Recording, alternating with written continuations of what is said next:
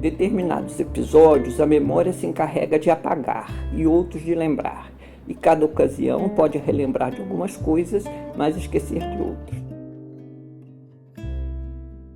Portanto, agora é o momento de lembrar.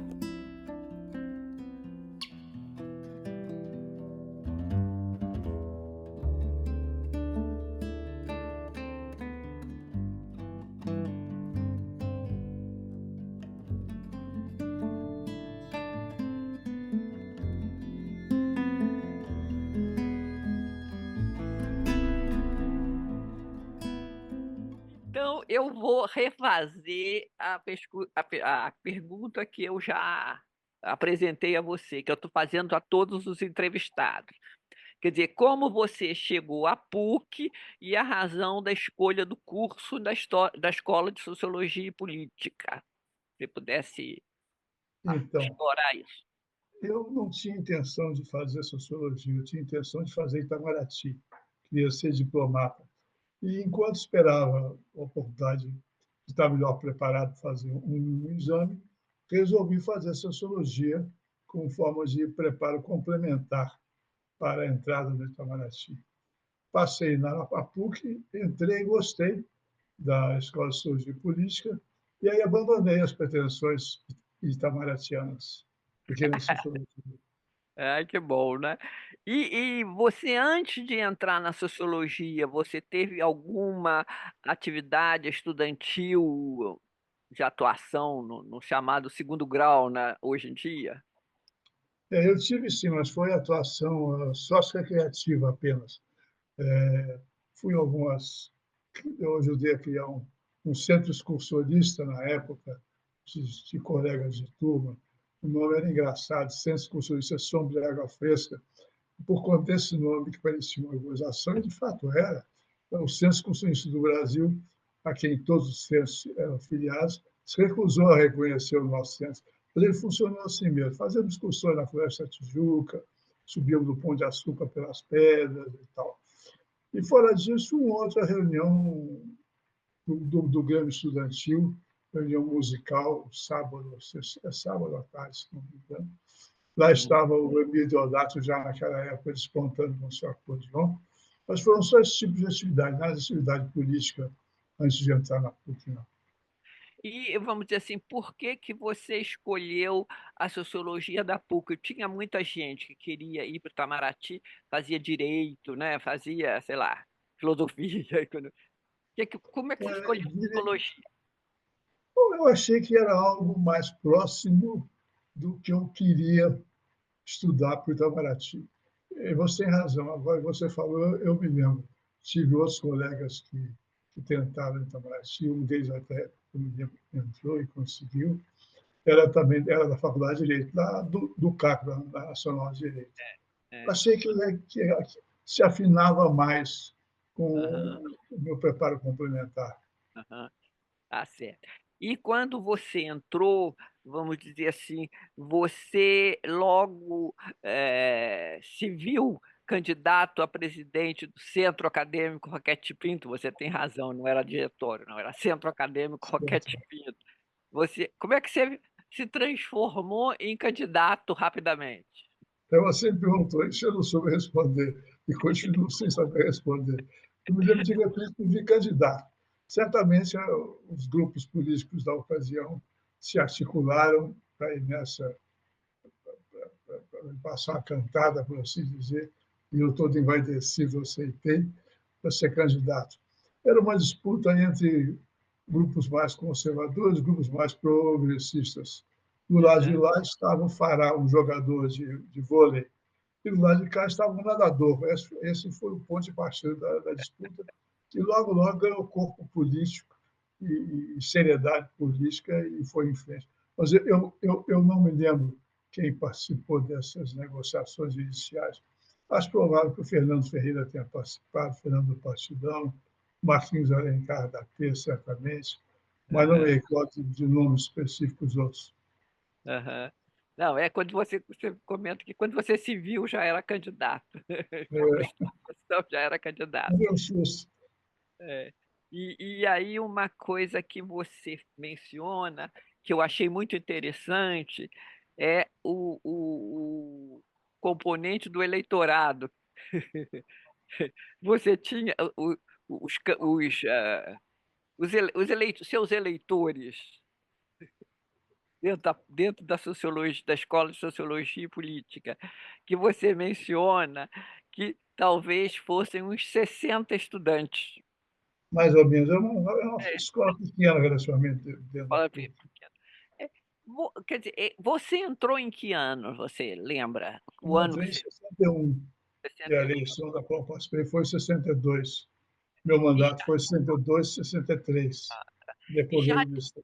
é, e já tinha, essa escola já tinha turmas anteriores, porque ninguém sabe direito quando foi criado a Tinha, primeira turma. tinha. Eu lembro que a Miriam Limoeiro, futura próxima do PT, décadas depois, a Vilma Figueiredo, o Antônio Carlos, que era namorado da Vilma na ocasião.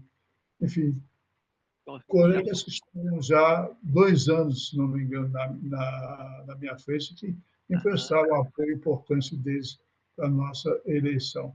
Já estavam lá. Era 1 ou 2 anos. Judite, esqueci o nome dela agora, a outra socióloga formada na ocasião. Tinha pelo menos 2 turmas dessa minha, acredito. sei.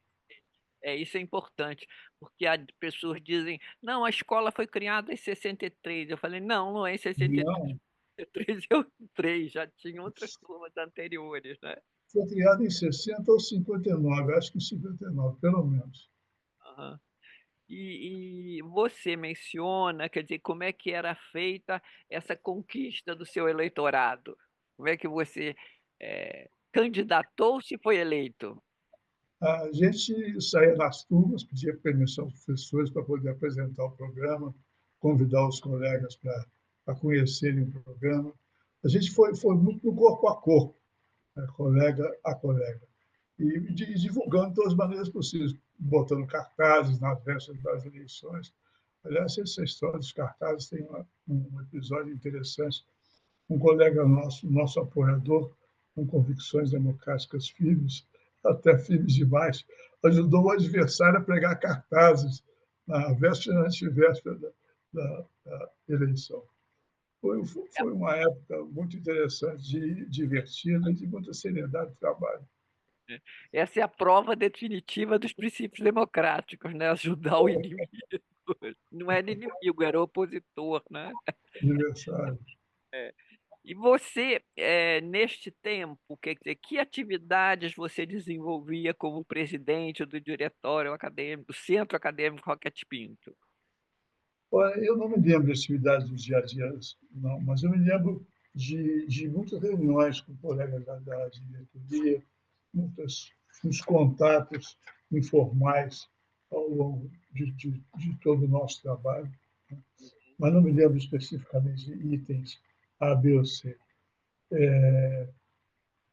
De qualquer maneira, a eleição foi apertada, a gente ganhou por um voto apenas, mas depois de um ano de trabalho, com todo mundo que participou, a chapa era o Pedro Ribeiro de Oliveira na vice-presidência, tinha a Maria Helena Henriques, tinha a Laizinha Pereira da Silva, tinha a Beth Calma, a Laís Mariani, trabalhava com a gente também, Comar Mangueira era outro, e vários outros. Eu sei que depois de um ano de trabalho, a gente ganhou, elegeu o Vicente e você, né, com um terço dos votos a mais.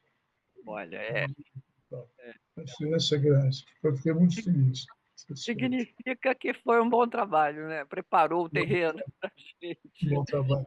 A atividade mais importante, talvez, duas atividades importantes, de destaque político também no cenário da PUC, foi a Semana do Nordeste e o convite para o Miguel Arraes, governador de Pernambuco na ocasião, líder nacional das esquerdas, das forças progressistas. Uhum. Nós fizemos, na época ainda, em 63 já, na época ainda de bem com a reitoria, por assim dizer, depois ficamos de mal quando o Arraes veio contar em seguida. É, Uma Semana do Nordeste foi uma oportunidade de discutir as desigualdades no país, discutir a miséria no Nordeste. Vimos uma exposição de grande sucesso do artesanato nordestino, um palacete lá da PUC, o Palacete Grandjean de Montigny. Esse é um arquiteto português que veio para o Brasil no século XIX, uma missão artística. E lá foi feita essa exposição e debates vários. E depois o Miguel Arraes, quando veio, a convite nosso, a reitoria não permitiu que ele usasse uma sala de aula com um auditório para falar. Ele falou na ruazinha, em frente ao centro acadêmico, trepado numa cadeirinha, um caixotinho, eu não me lembro agora, mas, enfim, grande sucesso, grande presença de colegas de vários departamentos da PUC. E eu lembro que no discurso que foi feito, com dicas do Marcos Alencar e do Fernando Ferreira, foi escrito na véspera, literalmente, lá na Praça General Osório, sentado naqueles bancos de concreto. E, num dos trechos, eu dizia: a reitoria fique com seus prédios envidraçados, que o nosso compromisso é com o povo. E o Miguel Arraes falou e foi amplamente aplaudido. Me diga uma coisa, como é que vocês conseguiram trazer o governador de Pernambuco? Que é Não muito, né? pergunte, eu não sei. Eu não me lembro. Não me lembro se Não é forças um negócio políticas, deputados foram poderosa, envolvidos né? nisso. Infelizmente, eu acho que certamente a AP e o Partidão aí se movimentaram em plano Foram os ativos nessa história, né? Não, muito importante. um diretório de uma escola relativamente pequena teve essa capacidade, né, de fazer o convite e ele aceitar. São E duas, aceitar. são duas coisas importantes, né? Não, mas eu Foi acho uma isso muito vitória interessante. importante. Quer dizer, nesse contexto, vamos dizer assim, era essa aliança entre Partido Comunista e Ação Popular, que era Era importante na escola. a principal aliança que a gente tinha lá nas forças que levavam para frente o diretório. Certo. Me diga uma coisa, que outras figuras, assim, dentro da PUC, figuras universitárias que atuavam à época e que você conhecia? Ora, várias. O Rogério Belda, da engenharia no líder da AP, na universidade. Na engenharia tinha também o Pedro Malan, esse que veio a ser ministro do Fernando Henrique Cardoso, junto com seu amigo inseparável, Regis Bonelli. Não eram da AP, não, mas se alinhavam bastante com as nossas postulações. O Regis já havia sido meu colega de Pedro II, inclusive. Continuaram juntos os amigos bastante, porque o Regis já faleceu, infelizmente. Deixa eu ver quem mais eu anotei aqui. Na Faculdade de Direito, MSU, Movimento Solidarista Universitário, Carlos Alberto Menezes Direito, que veio a ser depois ministro supremo, mas já faleceu, já faz bastante tempo, faleceu muito jovem. E o Paulo Sérgio Pinheiro, né? Amicíssimo na época do Carlos Alberto, também do MSU, muito atuante. Os dois andavam sempre juntos pelo campus, para cima e para baixo. E o Paulo Sérgio, que depois veio a ser um intelectual importante na luta pelos direitos humanos. Na física, eu lembro do Márcio Dolin Campos, vinculado à AP. Na psicologia, eu já te mencionei, não lembro o nome, uma vergonha, esqueci, era muito amiga minha. Ela mais nova. Estela. Ah, Estelinha, isso, Estelinha. Ela mesmo. Deixa eu ver se eu sei mais algum outro nome aqui. Não, são esses que eu anotei, de pessoas com quem eu tinha mais possibilidade e estavam mais assim. E atualmente na faculdade, né, o próprio Vicente e Plá Trevas, líder da AP, além do Marcos Alencar, do Fernando Ferreira, que eu já mencionei. E no campo oposto, o Eurídico Borba, do MSU, Movimento Socialista Universitário também, da gente com os padres, né? E que perdeu a eleição para o Vicente, com uma margem que eu anotei avassaladora. Não sei se vai ser avassaladora, mas foi extremamente substantivo. Eu tinha entrado na AP depois que me elegi, eu escrevi na nossa chapa algum tempo depois, já em 63, se não me engano. Aí eu trouxe. Acho que são esses, acho que são esses. O Eurico é o Eurico que depois veio a ser presidente do IBGE? Sabe? Ele próprio, Eurico Borba, ele foi depois que a sociologia se dividiu em 3 departamentos, sociologia mesmo, ciência política e economia, ele fez economia. Ele veio a ser professor de economia depois, mais tarde. Eurico Borba, é isso mesmo. Ótimo. E me diga uma coisa. Não, quem era importante? Bom, essa era o grupo fundamental dentro da escola, né? Essas pessoas aqui que estão militando, né, na vida. Você chegou a conhecer o Arlindo Fábio Gomes de Souza, não? Claro, Arlindo, muito, eu tinha esquecido do Arlindo, muito Arlindo, uma figura muito viva na minha memória. É. Mas Então, ele era da turma do Vicente, uma turma anterior, se não me engano. Né? é turma posterior, que era da minha turma, ele. E me Você diga, foi da turma do Vicente, não é? Você? eu entrei em 63. Ah, Acho que 63 você 62, entrou? 62, é. E o Arlindo já estava lá em O Arlindo, 62? não, Já, né? foi meu colega de turma, Arlindo. Entrou em 63 também, então. Arlindo da AP era outra figura importante para a sociologia. É a tradição que vem da ação católica para a P, né? Isso é uma É, tradição minha. Jeque Juca P, às vezes um Jeque a P fazia esse. isso. E me diga o seguinte, também perguntei, você teve alguma atividade ligada à UME ou à UNE? Porque teve uma Sim, época que os diretórios da PUC queriam se desligar da UNE, né? E houve resistência a isso. foi. Não, eu participei da chapa para a diretoria da UNE. Isso foi em 63, se não me engano, foi em 63. Perdemos a eleição. Edmilson, me lembro o nome do colega que era candidato a presidente, que era do PCzão, e o nosso adversário era o Osíris, chapa do Osíris Lopes Filho, esse que veio a ser secretário da Receita Federal décadas depois. Né? E Uhum. eu anotei aqui, nunca me esqueço de um episódio que me deixou impressionado, um dos episódios da nossa campanha, o Edmilson foi discursar na Santa Úrsula, e uma das moças perguntou, das moças quase só todas sexo feminino, os alunos da Santa Úrsula, mas a senhora é mesmo do Partido Comunista? Ele disse, sou. Ela fez uma cara de espanto, e outros muxoxos, e cara de espanto na turma, se observar também. Coisa que na PUC você não via, né?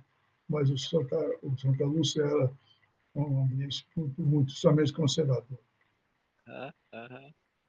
E me diga uma coisa, como é que foi o seu momento na própria Revolução de 64, no dia do golpe? Dia do golpe, uma loucura. Dia do golpe, eu não estava mais na presidência, era do diretório, era o Vicente, eu era o É, coordenador da AP, lá é, na faculdade. Nós fomos para a escola de engenharia, veja só, porque havia um tido notícia que o comandante Aragão, que era o comandante dos fuzileiros navais, fazia parte do dispositivo militar do Jango, supostamente por parte desse dispositivo. Né?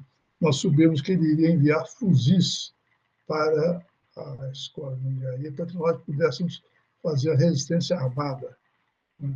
E o tempo se passou, eu subia com um colega na laje do prédio da nossa aula de engenharia, não vimos nada e não sabemos de nada, porque as comunicações haviam sido todas cortadas naquela ocasião. E o dia se passava, acabou o suco laranja, e o que mais que a gente tinha lá? Suco laranja e sanduíches, as nossas provisões para a resistência. Acabou e chegou a noitinha, então todo mundo foi embora para casa.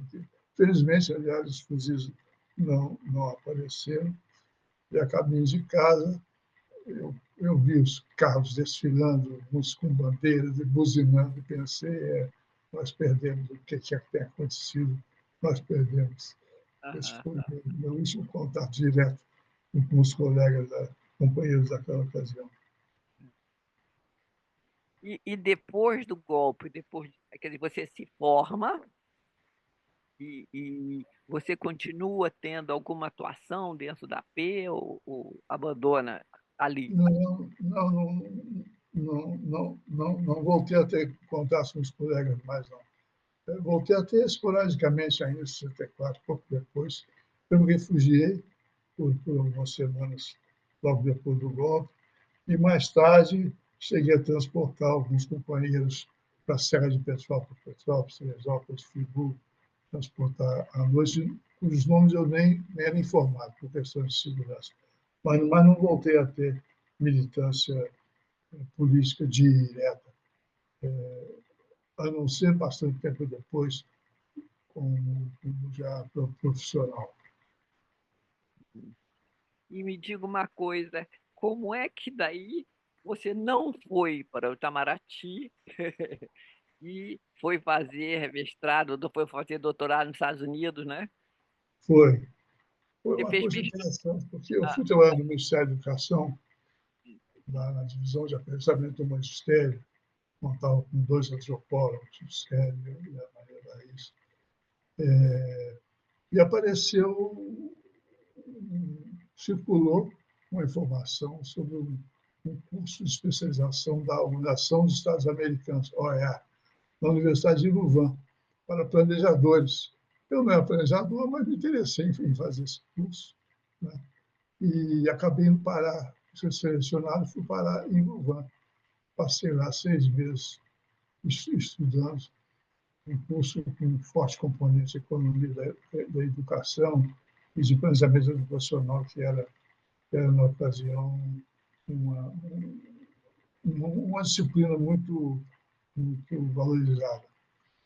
E saí de lá já com vontade de continuar os estudos. E aí, depois, no ano seguinte, me candidatei a fazer um mestrado em educação, a área, um nome interessante, Educação Comparada Internacional. E fui, consegui uma bolsa da CAPES de Osasco, fui para Stanford, passei um ano. Depois de um ano, onde que foi? gostei. Onde que foi isso? Na Primeiro Universidade de Stanford, Universidade de Stanford, da Califórnia. Louvain, depois a Universidade de Stanford. Isso, depois da Universidade de Louvain, no ano seguinte eu fui para Stanford. E fiquei lá um ano, gostei, me candidatei ao doutorado, na área de educação ainda, e especialmente nessa ocasião da economia da educação, que é a orientação que mais me agradou. E fiz o doutorado, terminei e voltei para o Brasil. E de lá já voltei contratado pela UNB, em Brasília, para lecionar e fazer pesquisa. E aí segui carreira nessa linha. Mais tarde veio até alguma atividade política e político-acadêmica, né? Um pouco por morar em Brasília, nós criamos, sob estímulo da CAPES, a CAPES do MEC, criamos uma Associação Nacional de Pós-Graduação em Educação, símile, análoga, como tinha sido recém-criado a ANPEC da Economia. A CAPES estimulava esse tipo de associações, isso que facilitaria as orientações a serem dadas aos pós-graduação. E, nessa ocasião, em 78,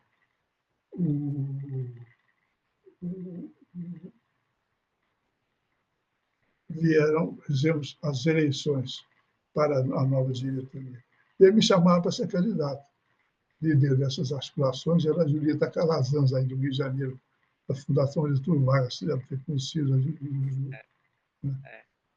E com isso, e na ocasião, havia um temor bem fundado até, de certa maneira, que a presidência se tornasse muito importante demais, tivesse um peso muito grande nas lutas políticas.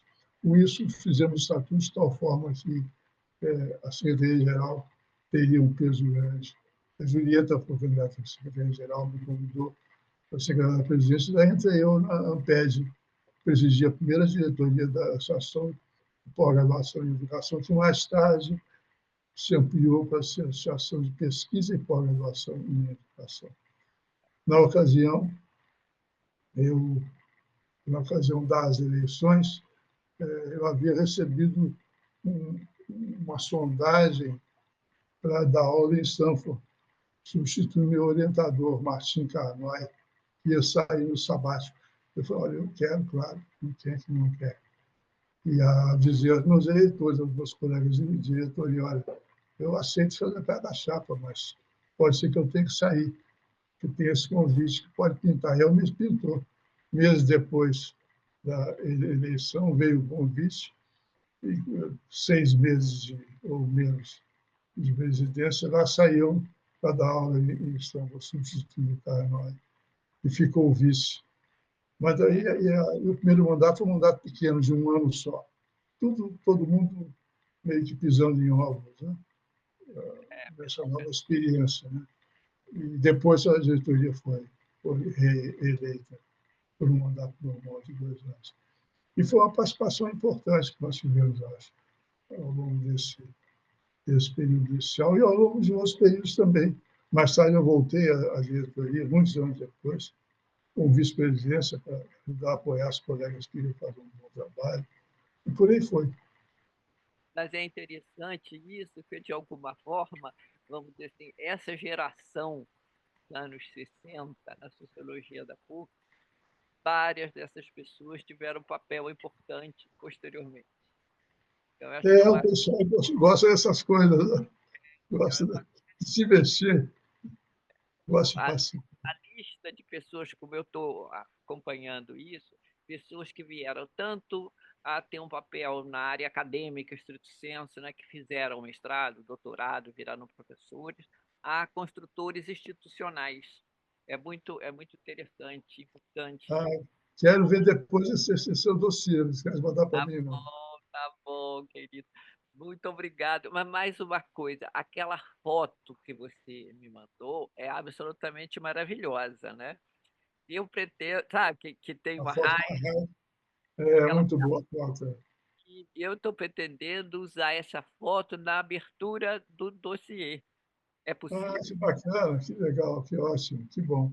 É preciso, não esquece de dar os créditos, para depois a PUC não vai Eu não cair em sei, cima de você. eu não sei quem foi o fotógrafo. Você sabe que Não, normalmente o se eu for dar, crédito é do não fotógrafo. sei. Não, eu falo os créditos em relação ao arquivo, ela está arquivada na PUC. Será que... O Márcio Campos, que Ah, eu mencionei há pouco no meu ah, depoimento, foi quem ah, me mandou aquela foto há alguns anos ah, atrás. E ele pegou essa foto lá nos arquivos da PUC. tá certo, é isso que eu falo. Senão a gente bota e aí a PUC ainda vai cobrar. No doutorado. A fonte foi uma. Vamos tentar achar isso no. Tem, a PUC tem agora um centro de memória da PUC, um núcleo de memória da PUC. Vamos ver se a gente acha lá isso. Para até poder, né, dar os créditos devidos. Mas É, foi maravilhosa, porque tem lá, é uma geração ali, né? uma geração, uma geração. E ali É, eu conheci colegas de outros departamentos, mas não vou lembrar mais quais. Eu sei que não eram da sociologia, vários, é. vários, Não, há muitos disso. eu estou centrando na sociologia porque tem 2 eventos correlacionados a isso tudo, e um é a constituição de uma comissão de inquérito que teve na PUC e que várias pessoas foram convocadas a depor. Você não teve esta experiência, né? Não, felizmente não. É, a própria Maria Laizinha, foi convocada, Foi, e teve também um evento que foi a destruição da cooperativa de venda de livros dentro do centro acadêmico, por entendeu? favor, por E isso favor. eu fui testemunha, porque eu cheguei lá e vi, e peguei no chão um livro rasgado. E não me pergunte por que eu guardei esse livro. E eu já fiz a doação agora deste livro lá para o núcleo de memória da PUC. porque tanto o episódio da comissão de inquérito, quanto esse episódio de invasão do diretório, vamos dizer assim, fazem parte dos esquecimentos da Uhum. época, né? Não Então, devem ser esquecidos, né? Não é, devem ser esquecidos. então é importante também. A vida é feita de esquecimentos e de memórias, né? Há épocas que Uhum. a gente eh, tira o esquecimento do esquecimento e bota na lembrança, né? Então, um pouco esse dossiê tem esse sentido, né? Muito bacana, muito Muito. bacana. Gostei da oportunidade de rever amigos que eu já não via há algumas décadas. Gostei da oportunidade de escarafunchar os miolos e tirar alguma coisinha que já havia sido esquecida. Muito bacana.